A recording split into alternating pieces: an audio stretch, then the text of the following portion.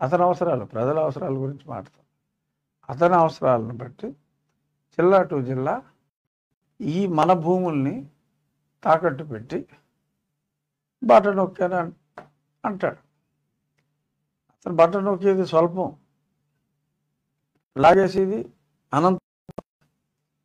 కాకపోతే ఇప్పుడు మీ ప్రాణాలని, మీ కిడ్నీలని, మీ లివర్లని పరంగా పెట్టి ఎలాగ మళ్ళీ మీకు సంక్షేమం చేస్తానని చెప్పాడో గతంలో, ఇప్పుడు మీ డైరెక్ట్గా మన ఆస్తుల్నే తనఖా పెట్టి, అతని దగ్గరే టైటిల్ ఉంటుంది కాబట్టి మన ఆస్తినే తనఖా పెట్టి దాని మీద అప్పు తీసుకొచ్చి, అప్పు కూడా విదేశీ ఫండ్ ఇచ్చిందంటాడు.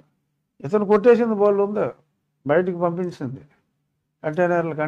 మళ్ళీ ఆ డబ్బే వస్తుంది మోస్ట్లీ. ఎందుకంటే ఇలాంటి టైటిల్ మీద ఏమో రిస్కు.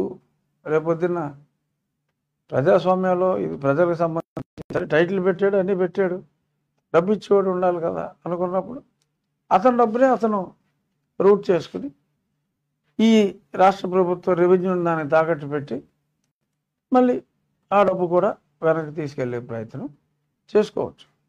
సో వెరసి మనం ఏదైతే మన తర్వాత తరాలకి ఒక స్థిరాస్తిని ఇవ్వాలి అనుకున్నామో, ఈ చట్టం అమలైతే ఆ స్థిరాస్తి ఈ ప్రభుత్వానిది. అంటే ప్రభుత్వం అంటే జగన్మోహన్ రెడ్డి ఊహించలే ఎంత దరిద్రంగా ఓడిపోతాడని. అతను అది పెట్టుకున్న ప్లాన్ చేసినప్పుడు ఇదంతా మన ఆస్తి. ఆల్రెడీ ముందు ఈ తెంగరాశాలు ఎలా మొదలెట్టాడు? బొమ్మలతో మొదలెట్టాడు. నార్సిసిజం అని ఒక డిసీజ్ ఉంది, నేను చాలాసార్లు రచనలో చెప్పాను. అంటే తన ముఖాన్ని అమితంగా ప్రేమించుకునే ఒక, జనరల్గా మనం లిఫ్ట్ ఎక్కినప్పుడు కూడా ఇలా చూసుకుంటాం కదా, అద్దం కనపడితే ఏదో లిఫ్ట్ ఎక్కినప్పుడు ఏదో అద్దంలో చూసుకుంటాం, న్యాచురల్ అది. బట్ ఇతడు ప్రజలందరూ కూడా ఆడి మొహం చూడాలనుకుంటాడు. నీ మొహం నువ్వు చూసుకో, తప్పలేదు, కాకిపిల్ల కాకి ముద్దు.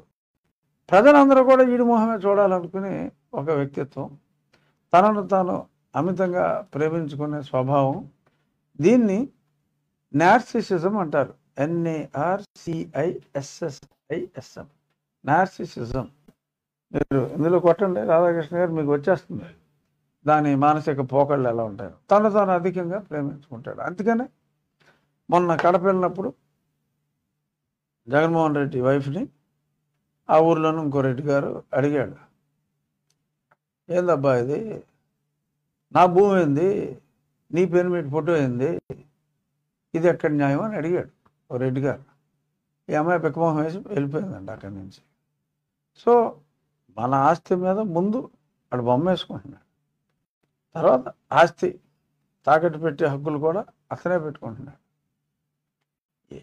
ఆస్తుల మీదే కాదు, మీ సరిహద్దుల్లో కూడా ఆడు బొమ్మ వేసుకుంటున్నాడు. మీరు తాత్కాలికం జూన్ 4వ తారీఖు నుంచి అసలు మనిషి ఎక్కడ ఉంటాడో కూడా మనకు తెలియదు.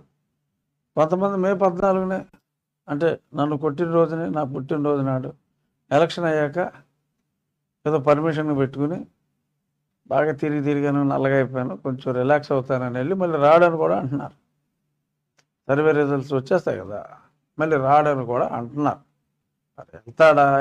వస్తాడా రాడా అనేది ప్రస్తుతానికి మనకు సంబంధించిన సబ్జెక్ట్ కాకపోయినా, ఇప్పుడు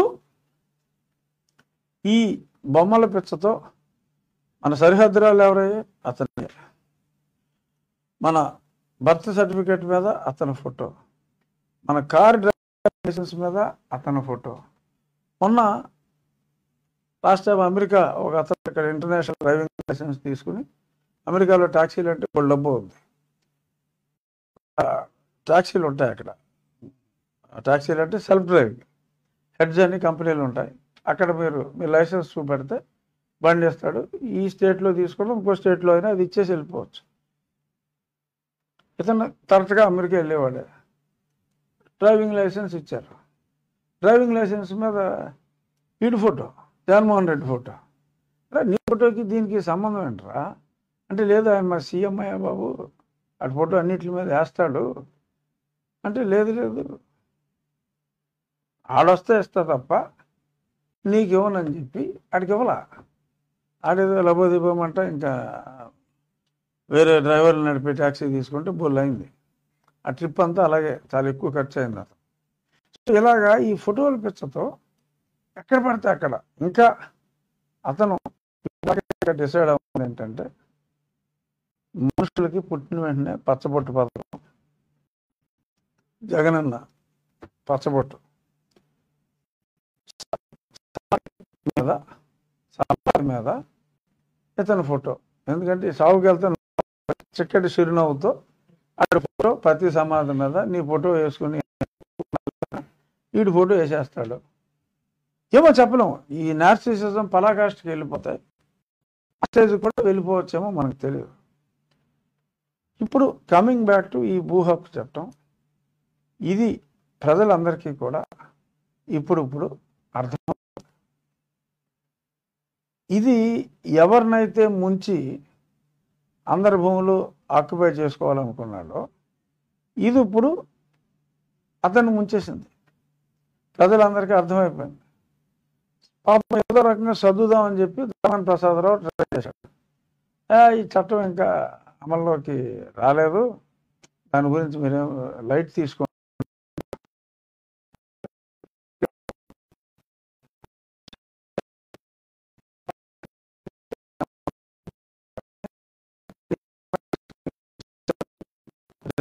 మళ్ళీ ముఖ్యమంత్రి అయిన వెంటనే దీన్ని స్ట్రిక్ట్గా